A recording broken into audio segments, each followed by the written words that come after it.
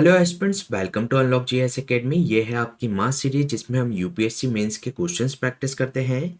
आज का सेशन है वीक फर्स्ट का सेकंड सेशन जिसमें हम जीएस पेपर 2 के क्वेश्चन डिस्कस करेंगे, जिसके अंतर्गत दो क्वेश्चन रहेंगे भारतीय राज व्यवस्था खंड से और एक क्वेश्चन हम डिस्कस करेंगे गवर्नेंस खंड से।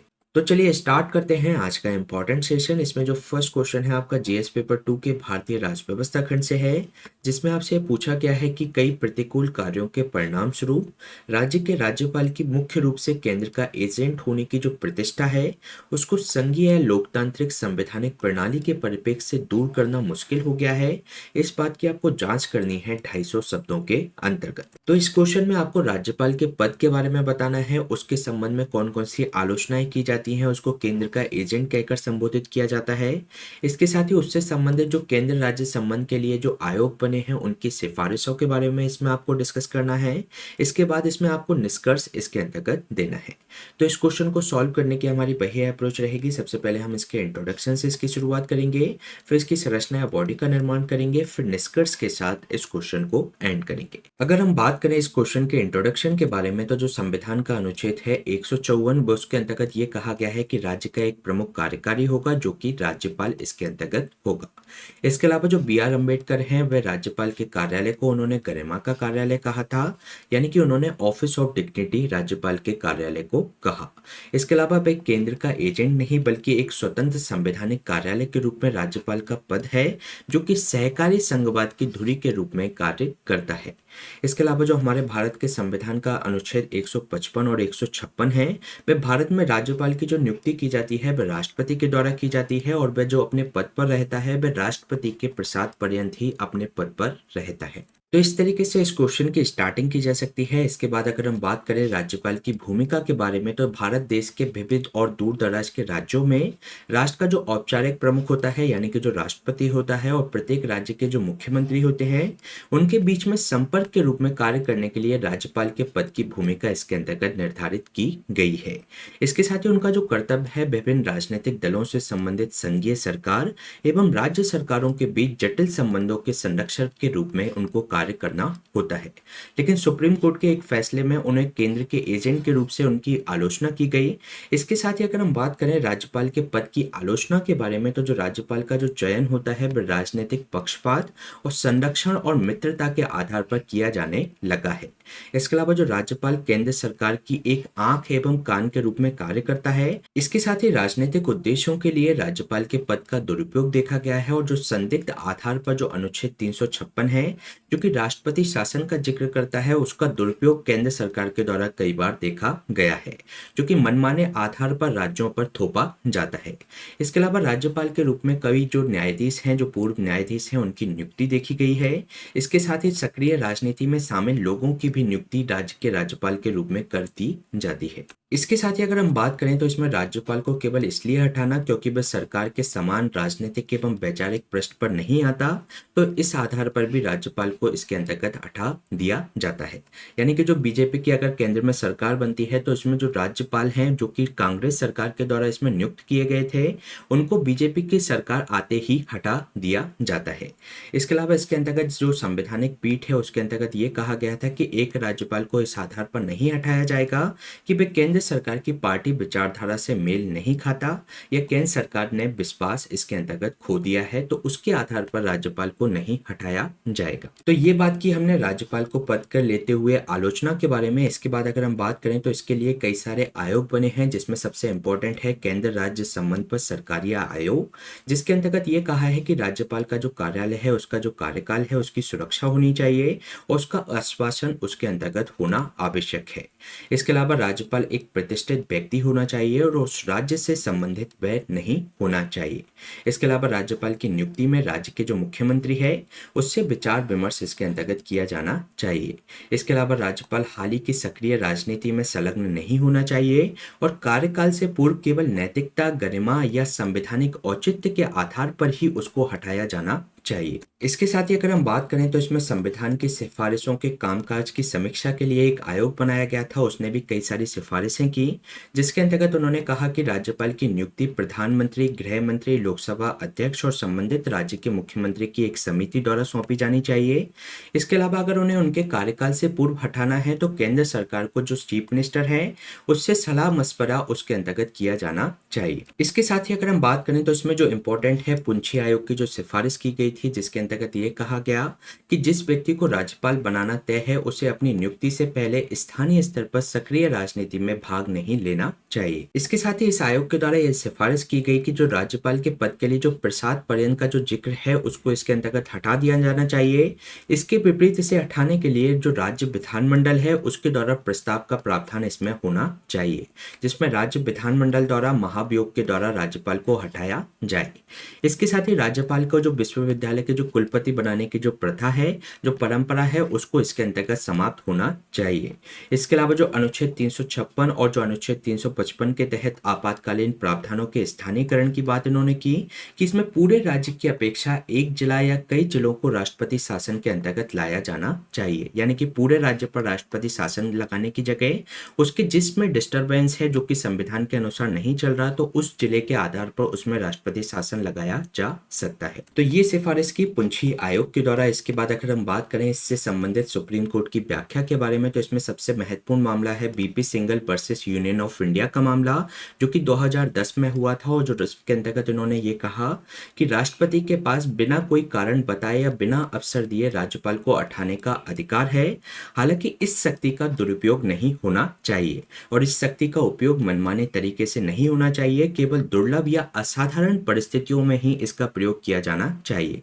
इसके अलावा जो राज्यपाल केंद्र सरकार की विचारधारा से सरोकार नहीं रखता है या केंद्र सरकार ने विश्वास मत खो दिया है तो ऐसे मनमाने आधार नहीं होने चाहिए राज्यपाल को हटाने के लिए। अगर ऐसे मनमाने आधार पर इनको हटाया जाता है तो सुप्रीम कोर्ट के अंतर्गत उसमें चुनौती दी जा सकती है। इसके बाद अगर हम बात करें इस क्वेश्चन के निष्कर्ष के बारे में तो कई दिशा निर्देशों के बाद भी राज्यपाल के पद का दुरुपयोग देखा जाता रहा है। अतः हमें जरूरत है कि इसकी गहन समीक्षा का अब समय आ गया है। इसके अलावा राज्यपाल के संवैधानिक जो जनादेश को मजबूत करने के लिए नए नियम एवं परंपराओं को लागू करना आवश्यक है और राज्यपाल के साथ गरिमापूर्ण व्यवहार किया जाना चाहिए। उन्हें केवल राजनीतिक कारणों से उनकी बर्खास्तगी नहीं होनी चाहिए। तो ये क्वेश्चन हमने डिस्कस किया जीएस पेपर 2 के भारतीय राज्य व्यवस्था खंड से। चलिए चलते हैं नेक्स्ट क्वेश्चन पे। नेक्स्ट क्वेश्चन है आपका जीएस पेपर 2 के भारतीय राज्य व्यवस्था खंड से, जिसमें आपसे पूछा गया है कि भारत में न्यायिक व्यवस्था जबरदस्त दबाव में है। अपर्याप्त जो बुनियादी ढांचे के कारण अदालतों का बोझ बढ़ गया है, जिसके कारण बड़े पैमाने पर मामलों का बैकलॉग हो गया है। इसके कारणों का विश्लेषण करें और इससे संबंधित सुधारात्मक उपाय भी बताएं। तो इस क्वेश्चन का आंसर आपको 250 शब्दों में देना है, जिसमें आपको ये बताना है कि जो न्यायिक व्यवस्था के अंतर्गत कई सारे केसेस का बैकलॉग है तो उसके कारणों के बारे में बताना है और उससे संबंधित सुधारात्मक उपाय के बारे में भी आपको चर्चा करनी है। तो इस क्वेश्चन को सॉल्व करने की हमारी वही अप्रोच रहेगी। सबसे पहले अगर हम बात करें इसके इंट्रोडक्शन के बारे में तो भारत की जो निचली अदालतों में लगभग 4 करोड़ से ज़्यादा केसेस पेंडिंग हैं और उसमें जो 25% केस हैं वे 5 वर्षों से अधिक समय से लंबित हैं। इसके अलावा हमारे जो पूर्व सीजेआई थे एनबी रमना साहब, तो उनके द्वारा ये कहा गया था कि जो जनसंख्या न्यायाधीश जो अनुपात है उसको सुधारने के उपाय किए जाने चाहिए और वर्तमान में भारत में लगभग 25,000 जो न्यायाधीश हैं वह इसके अंतर्गत स्वीकृत हैं। इसके साथ ही जो निचली अदालतों में अगर हम बात करें तो न्यायिक रिक्तियां 20% से अधिक हैं और जो यूपी, बिहार और वेस्ट बंगाल में लगभग 1 लाख लोगों पर केवल एक ही न्यायाधीश देखा जाता है, जो कि जो अनुपात है वह काफी ज्यादा कम है। इसके साथ ही अगर हम बात करें इसमें बड़े पैमाने पर लंबित मामलों के कारणों के बारे में तो जो संवैधानिक महत्व के जो मामले हैं उसमें सुप्रीम कोर्ट में अपील की जाती है, जिससे सुप्रीम कोर्ट में बैकलॉग इसके अंतर्गत बढ़ता जाता है। और इसमें जो सुप्रीम कोर्ट में जो अधिकांश मामले होते हैं विभिन्न उच्च न्यायालयों की जो अपील होती है, व्यक्ति के जो मूल अधिकारों के जो उल्लंघन के मामले होते हैं वह इसके अंतर्गत सुप्रीम कोर्ट में पेंडिंग रहते हैं। इसके साथ ही दूसरा कारण है न्यायाधीशों की कमी होना। भारत में जो प्रति मिलियन जो जनसंख्या पर केवल 20 न्यायाधीश हैं, जबकि विधि आयोग ने इसमें प्रति मिलियन 50 न्यायाधीशों की सिफारिश की थी। इसके अलावा इसके अंतर्गत हम बात करें तो इसमें बार बार स्थगन किया जाता है केसेस का, और 50% से जो अधिक मामले हैं उसमें सुनवाई में 3 बार की जो अधिकतम स्थगन किया जा सकता है किसी भी केसेस के लिए, तो उस तरीके का जो प्रावधान है उसका इसमें पालन नहीं किया जाता, यानी कि इसमें 3 बार से भी ज़्यादा उन केसेस का स्थगन किया जाता है। इसके साथ ही अगर हम बात करें इसमें कम बजटीय प्रावधान का होना और इसमें खराब बुनियादी ढांचा होना, जीडीपी का केवल 9% न्यायिक बुनियादी ढांचे को बनाए रखने में यूज किया जाता है, जिससे गुणवत्तापूर्ण निर्णय देने में इनको विफलता आती है। इसके साथ ही जो सरकारी मामले हैं उनका बोझ भी न्यायपालिका पर सबसे ज़्यादा है। जो अगर हम बात करें लिम्स के आंकड़ों के अनुसार तो 46% जो मामले हैं केंद्र एवं राज्य सरकार से ही संबंधित हैं। इसके साथ ही जो विशेष अनुमति याचिका होती है जो कि आर्टिकल 136 के अंतर्गत है, तो उसमें जो लगभग जो सुप्रीम कोर्ट में 40% जो केस हैं वे स्पेशल लीव पिटीशन के इसके अंतर्गत हैं। इसके साथ ही अगर हम बात करें इसमें न्यायाधीशों की छुट्टियों के बारे में, तो जो सुप्रीम कोर्ट का जो काम है साल में औसतन केवल 188 दिन ही होता है। इसके अलावा जो न्यायालय प्रबंधन प्रणाली का अभाव देखा जाता है, एक न्यायालय प्रबंधक का पद सृजित किया गया है, लेकिन ऐसा देखा गया है कि कुछ न्यायालय ने इस पद को अभी तक नहीं भरा है। इसके साथ ही अक्षम जांच होना, क्योंकि जो साक्ष्य एकत्र करने के लिए आधुनिक एवं वैज्ञानिक उपकरणों की आवश्यकता होती है, जिससे इनकी कमी के कारण पुलिस प्रभावी जांच करने में अक्षम होती है, जिसके कारण से इसमें जो गवाह हैं और इसके जो इनको केस के संबंध में जो उनको साक्ष्य प्रस्तुत करने होते हैं वह करने में वे नाकाम रहते हैं। तो ये बात की हमने न्यायपालिका में जो केसेस के बैकलॉग हैं उसके कारणों के बारे में। इसके बाद अगर हम बात करें इससे संबंधित सुधारात्मक उपाय के बारे में, तो इसमें सबसे पहले हमें गुणवत्तापूर्ण न्याय के लिए बुनियादी ढांचे में सुधार की आवश्यकता है, और जो संसदीय स्थायी समिति है उसने अधीनस्थ न्यायालयों के सुदृढ़ीकरण पर अपनी रिपोर्ट भी इसके अंतर्गत प्रस्तुत की है, जिसके अंतर्गत उनके द्वारा कहा गया है कि राज्यों को न्यायालय भवनों के लिए उपयुक्त भूमि उपलब्ध की जानी चाहिए। इसके साथ ही ई कोर्ट के लिए कंप्यूटरीकरण के लिए समय सीमा इसके अंतर्गत निर्धारित की जानी चाहिए।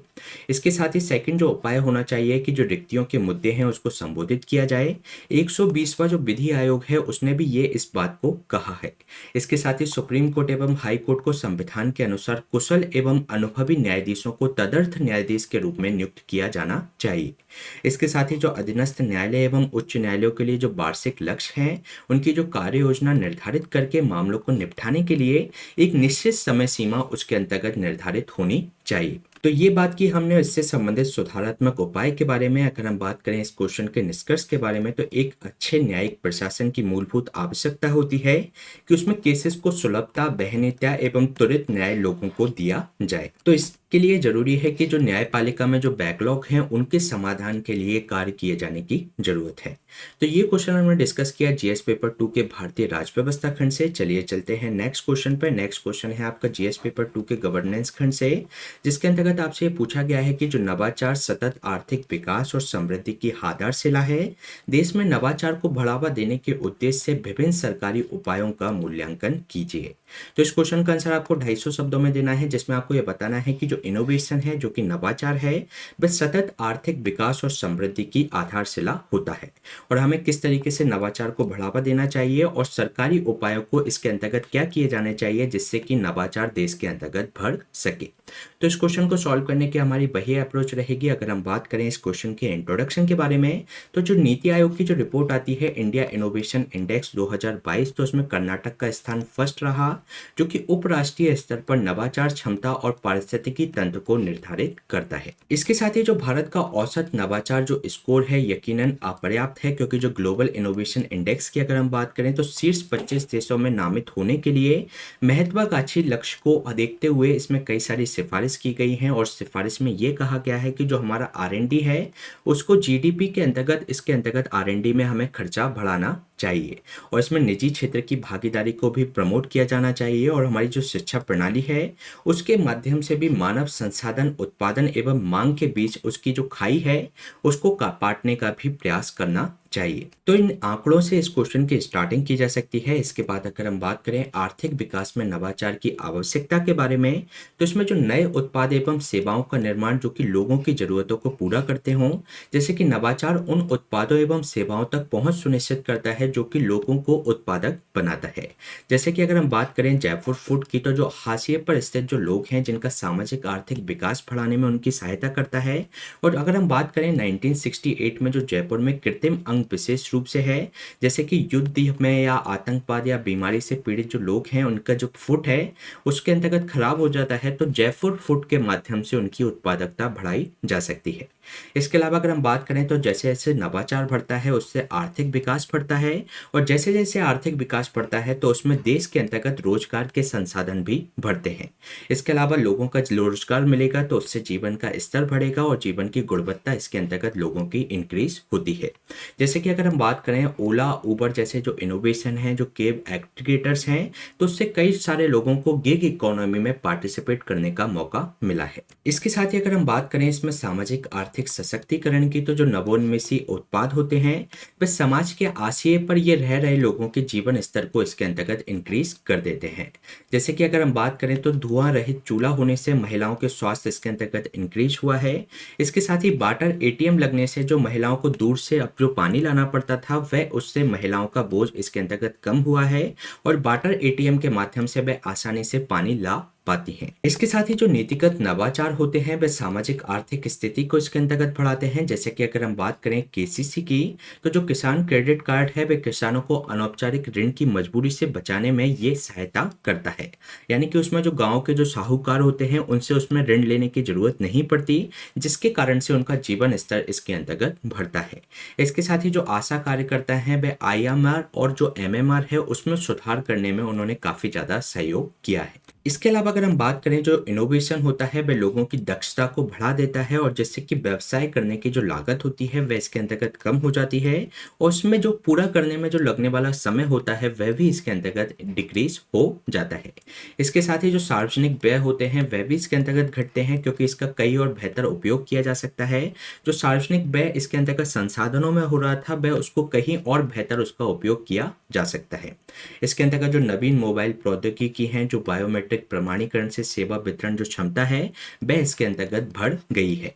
इसमें जो लीकेजेस होते थे वह इसके अंतर्गत डिक्रीज हुए हैं, और जो नकली लाभार्थी थे जैसे कि पीडीएस योजना के अंतर्गत, तो जो नकली लाभार्थी हैं वह भी इसके अंतर्गत डिक्रीज हुए हैं, जिससे जो सरकार का जो खर्चा है, जो व्यय है, वह इसके अंतर्गत डिक्रीज हुआ है। तो ये बात की हमने आर्थिक विकास में नवाचार की आवश्यकता के बारे में। इसके बाद अगर हम बात करें तो देश में कौन कौन से आवश्यक उपाय होने चाहिए जिसके अंतर्गत जो नवाचार है उसको बढ़ाया जा सके, तो इस तरीके का हमें वातावरण तैयार करने की जरूरत है जहां नवाचार बढ़े, जिसमें ज्ञान आधारित जो अर्थव्यवस्था है उसमें वृद्धि करने की जरूरत है, जिससे हमें नीतिगत संतुलन इसके अंतर्गत बढ़ाने की आवश्यकता है। साथ ही साथ जो पेटेंटिंग की जो व्यवस्था है उसको बढ़ावा देना, उसके बारे में लोगों को जागरूक करने की जरूरत है। जो हमारी बौद्धिक संपदा है जो कागज पर पेटेंट के बारे में नहीं बल्कि ये वास्तविकता में आवेदन की कमी के बारे में संकेतित करती है। इसके अलावा जो हमारा CSIR है और अन्य संगठनों को अपने पेटेंट के सामाजिक रूप से उपयोगी उनके क्या एप्लीकेशन हो सकते हैं जो कि सामाजिक स्तर पर लोगों को बढ़ाएं, तो उसको काम के लिए उनको प्रोत्साहित किया जाना चाहिए। इसके अलावा जो नवोन्मेष के जो समर्थन के साथ ऐसे उपकरण जो स्थानीय कंपनियों को बाजार शक्ति के दुरुपयोग से बचाते हैं, तो वह भी इसके अंतर्गत बढ़ाने की जरूरत है। इसके अलावा जो IPR अधिकारों के मुद्रीकरण के लिए अपने पारंपरिक उद्योगों को IPR संबंधी जागरूकता इसके अंतर्गत बढ़ाने की जरूरत है, और जो आसान IPR जो नियम है जिसमें अपने पेटेंट, कॉपीराइट एवं पारंपरिक ज्ञान की जो रक्षा है उसकी भी इसके अंतर्गत आवश्यकता की जरूरत है। इसके बाद अगर हम बात करें भारत में IPR की स्थिति के बारे में, तो जो भारत में अधिकांश पेटेंट है विदेशी कंपनियों द्वारा किए जाते हैं। भारत की अगर हम बात करें IP कार्यालय की, तो 2017-18 के आंकड़ों के अनुसार जो भारतीय कंपनी के द्वारा 15,000 पेटेंट किए गए, जबकि विदेशी कंपनियों द्वारा 32,000 आवेदक इसके अंतर्गत रहे। इसके साथ ही जो US चैम्बर ऑफ कॉमर्स के द्वारा एक इंटरनेशनल IP इंडेक्स निकाला जाता है, उसके 2022 के आंकड़ों के बारे में अगर हम बात करें तो 55 देशों में भारत का स्थान 43 था, जो कि एक निराशाजनक स्थिति है। इसके बाद अगर हम बात करें हमारी राष्ट्रीय IPR नीति 2016 के बारे में, तो जो IPR की जो जागरूकता है उसकी जो आउटरीच एवं प्रचार प्रसार सभी वर्गों के बीच में किया जाना चाहिए, और जो IPR के सामाजिक, सांस्कृतिक एवं जो आर्थिक लाभ हैं उसके बारे में लोगों में जन जागरूकता बढ़ाने की जरूरत है। तो ये हमारी राष्ट्रीय IPR नीति 2016 के अंतर्गत कहा गया है। इसके अलावा जो IPR का सृजन है उसको प्रोत्साहित करने की जरूरत है। इसके साथ ही जो कानूनी एवं विधायी ढांचा है उसको इसके अंतर्गत IPR से संबंधित मजबूत करने की जरूरत है, जो उसके मालिक के अधिकार के साथ सार्वजनिक हित को भी संतुलित करे। इसके साथ ही प्रशासन एवं प्रबंधन की भी जरूरत है, जो सेवा उन्मुख आईपीआर प्रशासन को सुदृढ़ीकरण और उसके आधुनिकीकरण की भी इसमें आवश्यकता दर्ज की गई है। इसके अलावा जो आईपीआर का व्यवसायीकरण है उसको बढ़ाने की जरूरत है, और जो आईपीआर का उल्लंघन अगर होता है तो उसका प्रवर्तन एवं न्याय निर्णय को भी मजबूत इसके अंतर्गत की जाने की जरूरत है। इसके अलावा जो मानव संसाधन का विकास, जैसे कि हमारा शिक्षण, प्रशिक्षण और जो कौशल निर्माण है, उसको मजबूती से इसके अंतर्गत किया जाना चाहिए, जिससे कि जो मानव संसाधन है आईपीआर से संबंधित वह इसके अंतर्गत बढ़ाया जा सके। तो ये हमारी राष्ट्रीय आईपीआर जो नीति है 2016 के माध्यम से किया जा रहा है। इसके साथ ही अगर हम बात करें इस क्वेश्चन के निष्कर्ष के बारे में, तो जो भारत में शक्तिशाली नवाचार पारिस्थितिकी तंत्र है, जिसमें हमारे आइडिया इंक्यूबेटर्स, जो एक्सलरेटर हैं, टेक्नोलॉजिकल पार्क है, मजबूत बौद्धिक अधिकार की जो व्यवस्था है, संतुलित नियामक प्रणाली है, रणनीतिक रूप से उसको डिजाइन जो मानक हैं उसको तैयार करने की इसके अंतर्गत जरूरत है। इसके अलावा जो हमारे आर एन डी में जो जीडीपी का जो परसेंटेज है 0.6 से 0.7%, इसको बढ़ाने की हमें आवश्यकता है। इसके अलावा सीएसआर के माध्यम से अगर हम बात करें, तो जो हमारी कॉर्पोरेट सोशल रिस्पॉन्सिबिलिटी है वह उच्च खर्च से संबंधित जो नवाचार है वह इसके अंतर्गत बढ़ा सकती है, और जो कॉर्पोरेट सोशल रिस्पॉन्सिबिलिटी का जो पैसा है वह नवाचार को बढ़ाने के लिए उपयोग किया जा सकता है। तो ये क्वेश्चन हमने डिस्कस किया जीएस पेपर 2 के भारतीय राज व्यवस्था खंड से। इसी तरीके के सेशन हम आपके बीच में लाते रहेंगे। कल हम लेकर आएंगे बीक फर्स्ट का थर्ड सेशन, जिसके अंतर्गत हम जीएस पेपर 3 के क्वेश्चंस डिस्कस करेंगे। इसकी जो हैंड रिटन नोट्स की जो पीडीएफ है आपको हमारे टेलीग्राम चैनल से मिल जाएगी। इसके साथ ही आप राइटिंग प्रैक्टिस करते रहिए, और अगर आप उसका इवैल्यूएशन चाहते हैं तो आप उसको कमेंट सेक्शन में पेस्ट कर सकते हैं, हम उसका इवैल्यूएशन भी आपको प्रोवाइड कर पाएंगे। Please stay tuned, subscribe the unlock GS academy. Thank you.